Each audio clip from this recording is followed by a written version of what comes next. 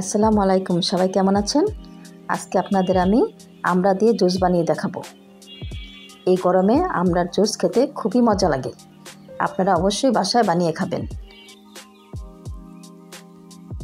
দেখতে পাচ্ছেন এখানে আমি নিয়েছি ধনিয়া পাতা, কাঁচামরিচ, চিনি, আমড়া, লেবু, বিট লবণ।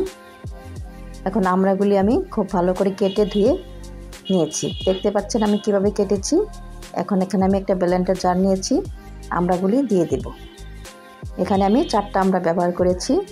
1 টেবিল চামচ চিনি,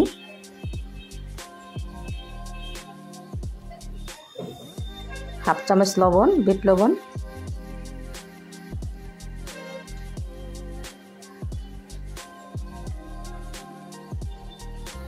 দিয়ে দেব আমরা সবসময় যে খাই সেই লবণ, হাফ চামচের থেকে কম। একটা কাঁচামরিচটা আমি ভেঙে দেব।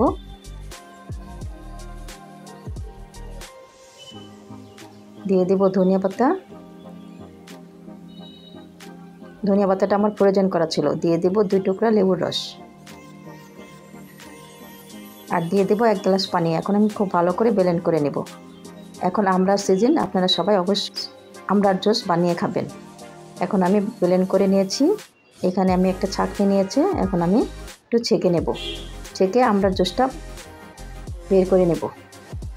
দেখতে পাচ্ছেন আমি কিভাবে ছেঁকে নিচ্ছি। এই তো হয়ে গেল আমার আমড়ার জুস।